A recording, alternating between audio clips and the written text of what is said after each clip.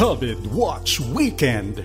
Review ng mga nagaganap sa nakaraang linggo sa ating laban kontra COVID-19.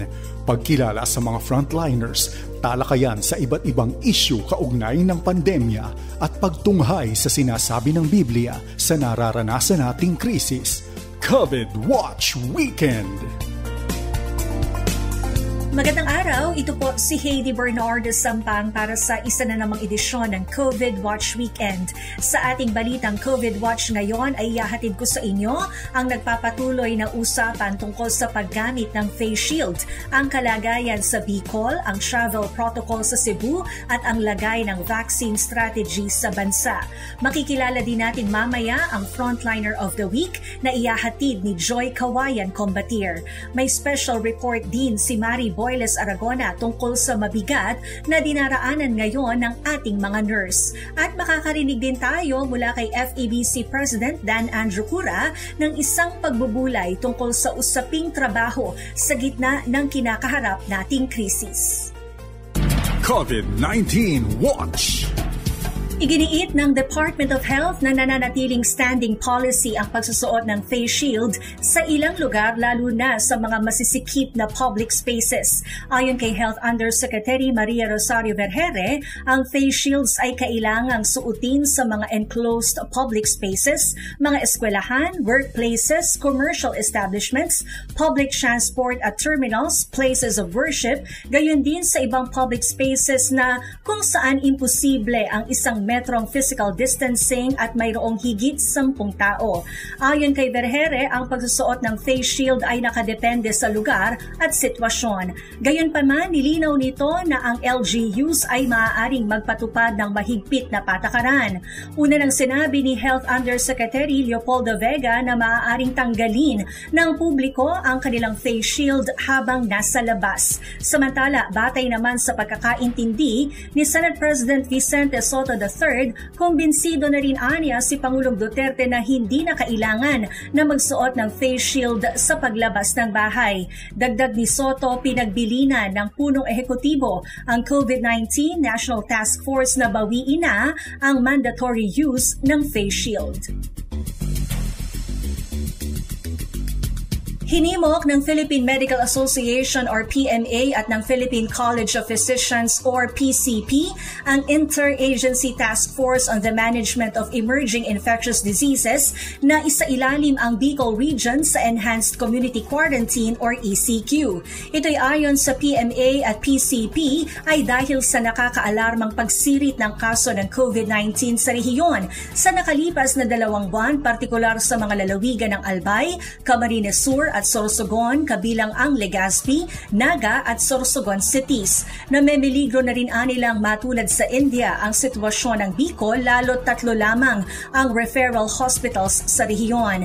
Ito ay ang Bicol Regional Training and Teaching Hospital sa Legazpi City, ang Bicol Medical Center sa Naga City at ang Bicol Region General Hospital and Geriatric Medical Center sa Cabusao, Camarines Sur. Nauubusan na rin anila ng hospital beds ang mga nabanggit na pagamutan na nag-ooperate na ng 100% utilization ng kanilang COVID ICU at isolation beds. Lumobo na sa 14,671 ang mga tinamaan ng COVID-19 sa Bicol, kabilang ang 279 na mga nasawi. Inatasan ni Pangulong Duterte ang Cebu Province na sundin ang itinakdang protocol ng IATF sa pagsasailalim sa COVID-19 test ng mga returning OFWs. Sa ilalim ng rules ng IATF, ang mga returning Pinoy ay dapat na isailalim pa rin sa 14-day mandatory quarantine, 10 araw sa quarantine facility at 4 na araw sa bahay. At sa ika-7 araw naman ay saka pa lang sila isa sa ilalim sa RT-PCR testing. Una nang inilipat ang lahat ng international commercial flights na papunta sa Mactan Cebu International Airport papuntang NAIA sa Maynila. Ngunit nanindigan si Cebu Governor Gwendolyn Garcia na agad pa ring iswab test ang mga returning Pinoys. Sa Cebu, agad na sinasailalim ang mga dumating ng bansa sa RT-PCR test at kapag nagnegatibo ay maaari nang makauwi sa kanilang bahay at sa ika-7 araw ay muli silang itetest. Aabot sa 6.4 million na COVID-19 vaccines mula sa iba't ibang manufacturers ang darating sa Pilipinas bago matapos ang buwan ng Hunyo. Ayon kay Secretary Carlito Galvez Jr., ang mga paparating na bakuna ay kapupunan sa target deliveries ng pamahalaan ngayong buwan na aabot sa 10,804,820 COVID-19 doses. 4 na milyong Sinovac COVID vaccines ang darating sa bansa ngayong buwan, habang nasa 250,000 na bakuna naman mula sa Moderna ng Estados Unidos ang ide-deliver sa June 25. Sa ikatlong linggo naman ng Hunyo, 2.028 million na AstraZeneca vaccines na donasyon ng US sa COVAX facility ang ide-deliver sa Pilipinas. Darating din anya ang karagdagang 150,000 doses ng Sputnik V sa bansa ngayong buwan, pero wala pang petsa kung kailan ito. Samantala, nakatakda namang magbigay ng AstraZeneca vaccine ang Japanese government sa pamahalaan ng Pilipinas. Ito ang inanunsyo ni Japanese Ambassador to the Philippines, Kazuhiko Koshikawa, kung saan sinabi nito na ipadadala agad ang donasyong bakuna sa bansa. Samantala, sinabi naman ni Finance Secretary Carlos Dominguez III na karagdagang 20 bilyong piso ang pondong kakailanganin ng pamahalaan sakali na magdesisyon ito na isama na rin sa mga babakunahan kontra COVID ang mga kabataan. Ito ay karagdagan pa sa 82.5 billion pesos na pondo para sa kasalukuyang National Vaccination Program kontra COVID-19. Ang ating frontliner of the week ay isang dentista, si Dr. K. Vizcara, may-ari ng Vizcara Dental Clinic sa Alabang, Muntinlupa. At para ipakilala siya, narito si Joy Kawayan Combatier.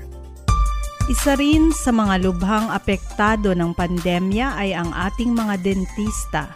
Ibinahagi ng ating frontliner of the week na si Dr. K. Datoy Vizcara kung ano ang mga pagbabago at adjustment na kanilang ginagawa upang maipagpatuloy ang kanilang serbisyo. Sobrang dami talagang changes nung nag-start yung COVID. Maraming changes sa scheduling ng patient, sa protocol. We have to screen them before going to the clinic. And syempre, on our side, to maintain yung safetyness ng employees and also us both dentists. Kasi dalawa ng husband ko yung dentist sa clinic namin. We have to set schedule na. And also we have to set screening first before going to the clinic.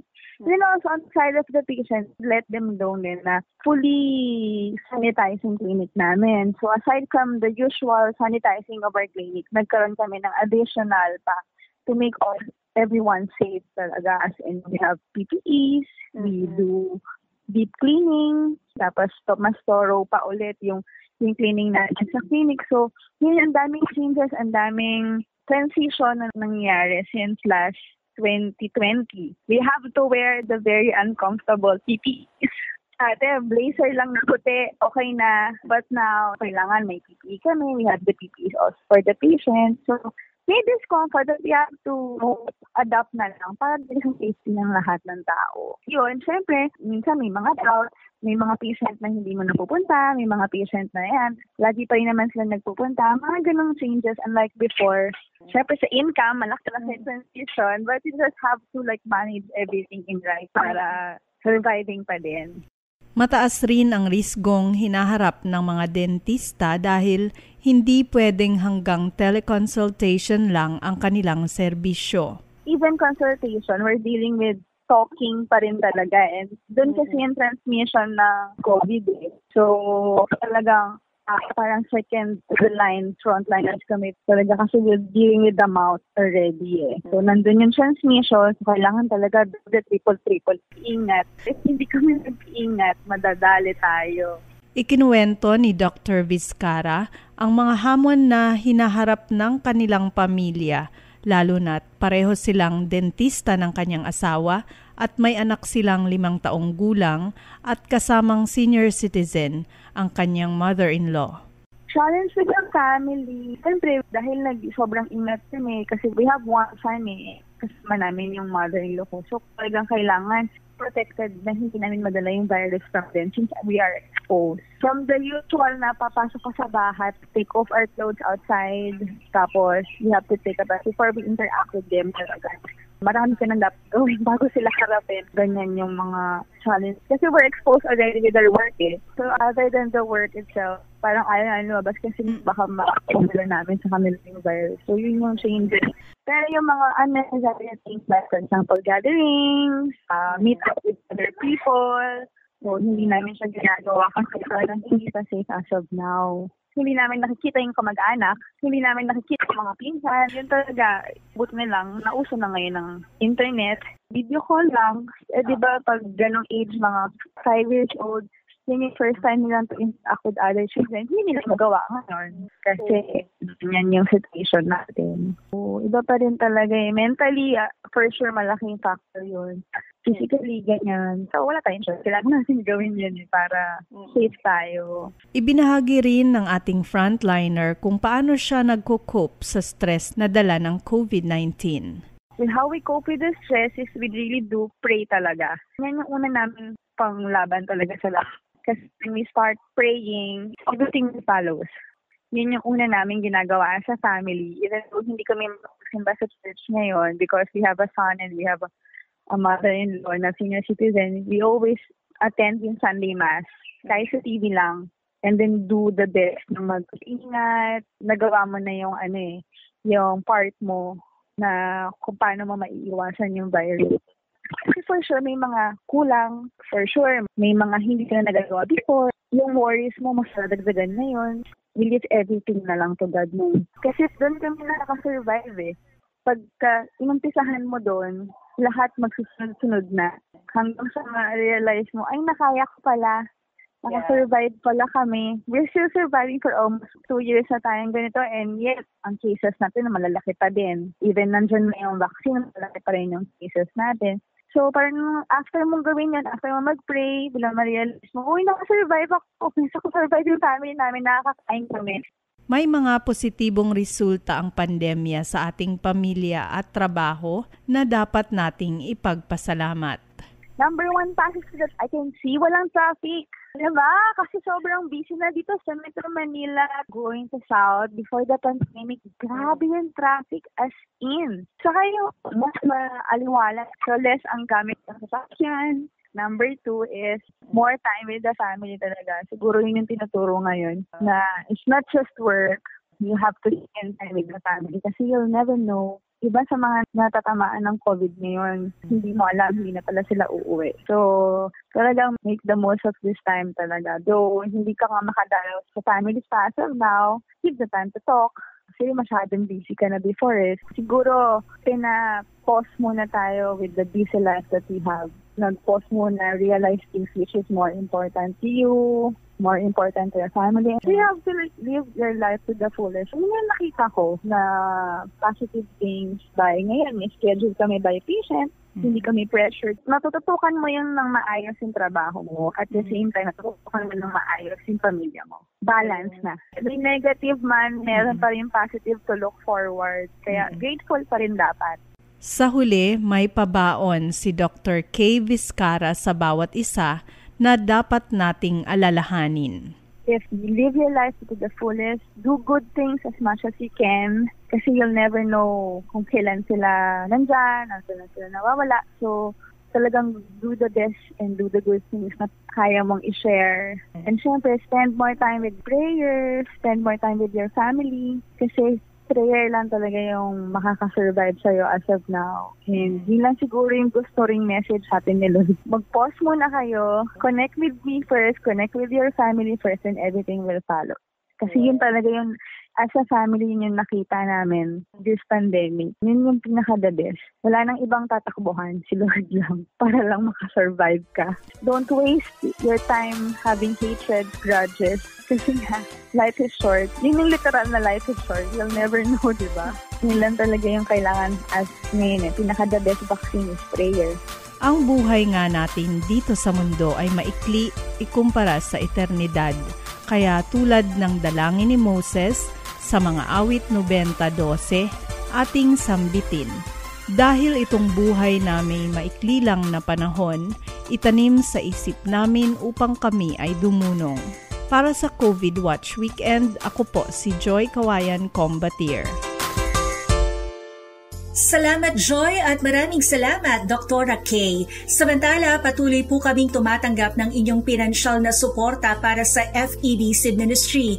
Bisitahin lamang ang webpage na donatenow.febc.ph, donatenow.febc.ph o tumawag sa 0947-333-5605 para sa detalye. At maaari na rin pong magpadala ng inyong suporta para sa ating gawain sa pamamagitan ng GCash.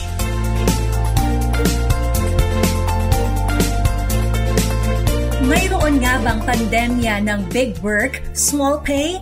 Dalawin natin ang mundo ng isa sa mga pinakamahalagang propesyon ngayon sa panahon ng COVID-19 at sikapin nating unawain ang kanilang pinagdaraanan. Narito ang special report ni Mari Boyles Aragona. Nang magsimulang pumasok sa Pilipinas ang COVID-19 pandemic, mabilis na hinirang ng bansa ang mga healthcare workers na tulad ng doktor at nurse bilang mga bayaning nasa frontline. Gayunman, sa mabilis na pag-akyat ng kaso ng COVID-19, mabilis ding naging malinaw sa lahat na napakalaki talaga ng kakulangan ng mga nurse sa Pilipinas. Bago pa magkaroon ng COVID-19 pandemic, ay nahaharap na ang bansa sa shortage ng 290,000 health workers. Kasabay pa nito, mas maraming health workers ang pinipiling magtrabaho sa labas ng bansa dahil sa mas magandang kompensasyon. Sa datos, nasa 13,000 health workers kada taon ang lumalabas ng Pilipinas. Bukod pa rito, mismo mga frontline worker ang unang pinakamatinding naging fatality ng sakit, kung saan 13% ng COVID-19 cases sa bansa ay mga health workers, mahigit 100 healthcare worker naman ang pumanaw sa sakit. Upang makatulong sa pagsuporta sa COVID-19 sa bansa, sinuspindi muna ng Philippine Overseas Employment Administration o POEA ang paglabas ng mga health worker para magtrabaho abroad upang i-prioritize ang health system ng bansa. Nagkaroon ng emergency hiring ng mga nurse ang DOH at ang ilan sa mga na-delay ang pag-abroad ay inabsorb para sa pagtugon sa COVID-19. Gayunman, hindi lahat ay kayang bigyan ng trabaho ng pamahalaan. Inalis ang deployment ban noong Desyembre 2020, ngunit nilagyan naman ng limit na 5,000 health worker lamang ang maaaring i-deploy kada taon. Dahil dito, matindi na rin ang panawagan ng mga health worker na natenga sa bansa na payagan silang makaalis upang makapagtrabaho.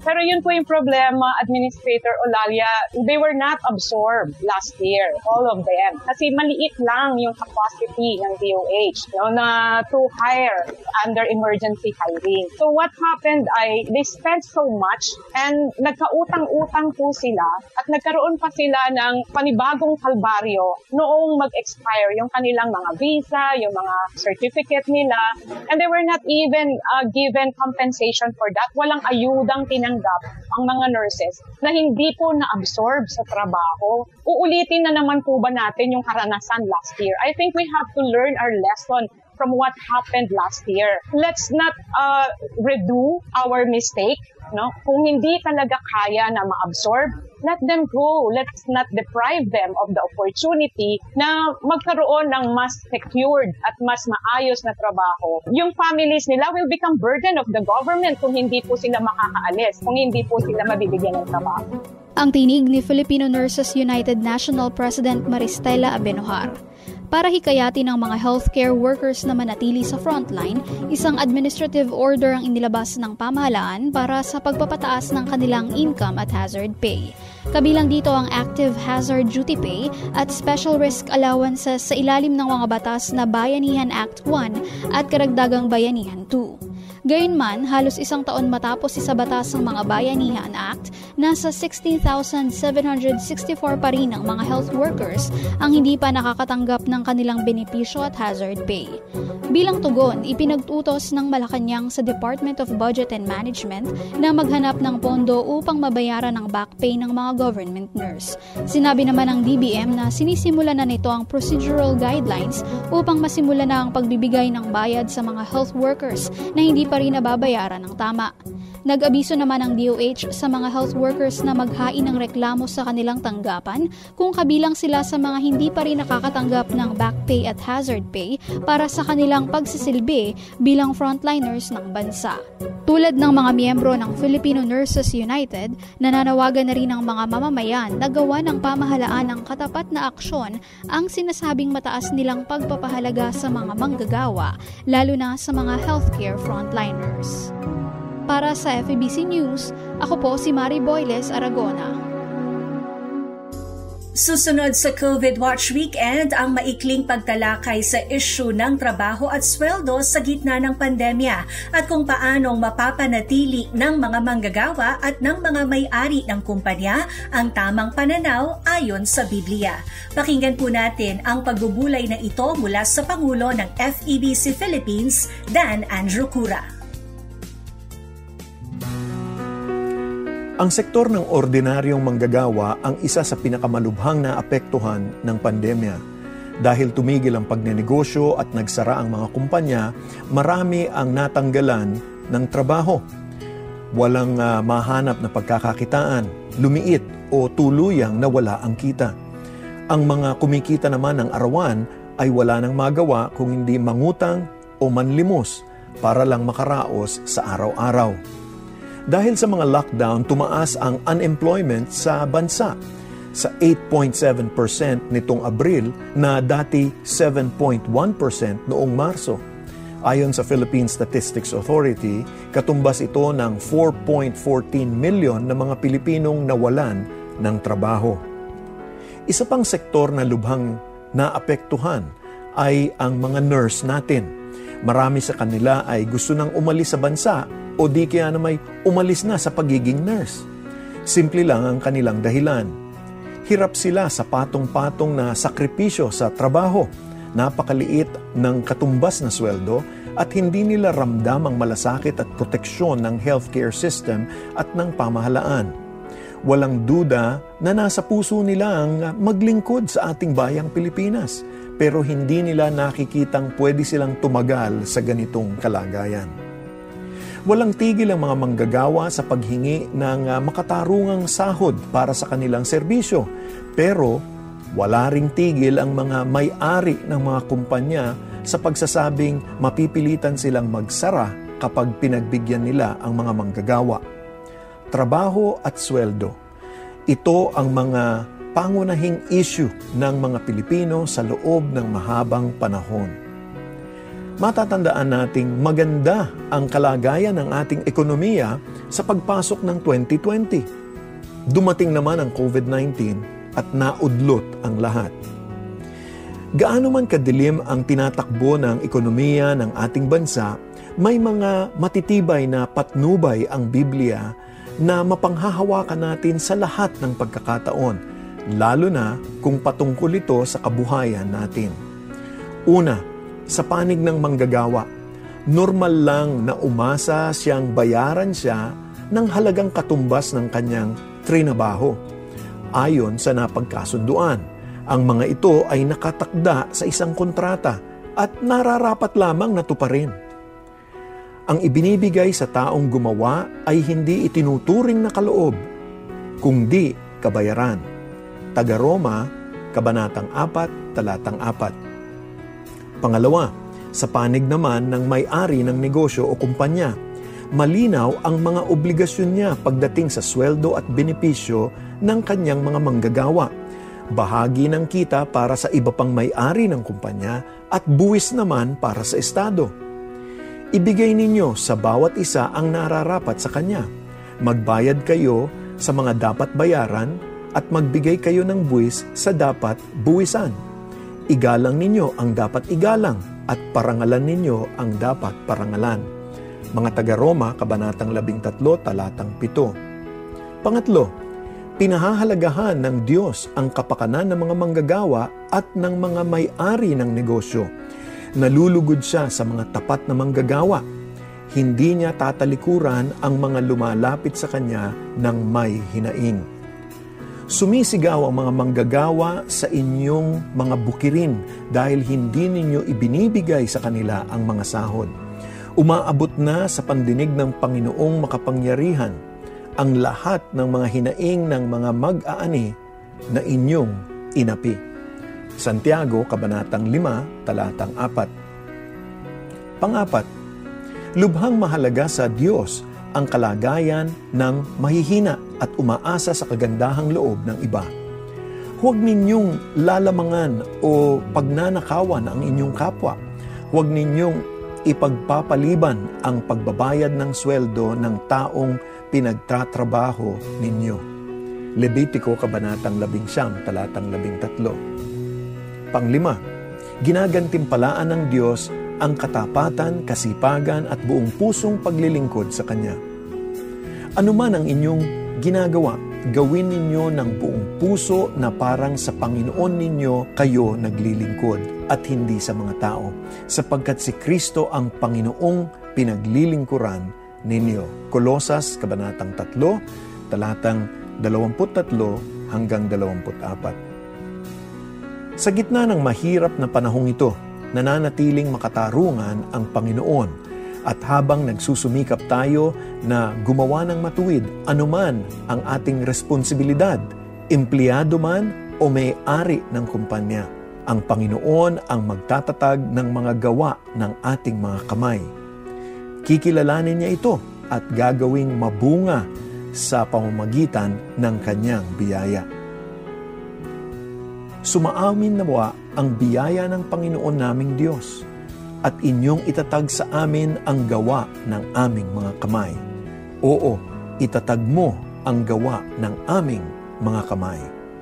Awit 10, Talatang 17. Ama naming Diyos, ito po ang aming dalangin sa araw na ito.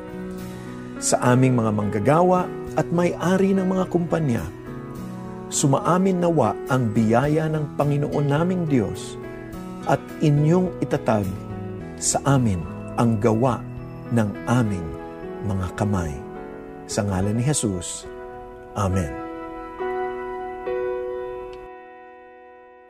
At dito nagtatapos ang isa na namang edisyon ng COVID Watch Weekend. Lagi nating isa-isip na ang Diyos ang nagtatag ng anumang gawain natin, na mamasukan man tayo sa isang kumpanya o may-ari nito. Ako po, si Heidi Bernardo Sampang, nagpapasalamat sa inyong walang sawang suporta sa ating laban kontra COVID-19. Huwag po nating kalilimutan, basta't laging handa at sama-sama sa kanyang lakas, kaya natin to. Subaybayan ang COVID Watch Weekend, linggo-linggo, para sa napapanahong impormasyon at pananaw sa pagharap ng bayan sa krisis ng COVID. Para sa inyong mga komento at tanong, sundan ang mga Facebook page ng FEBC Philippines.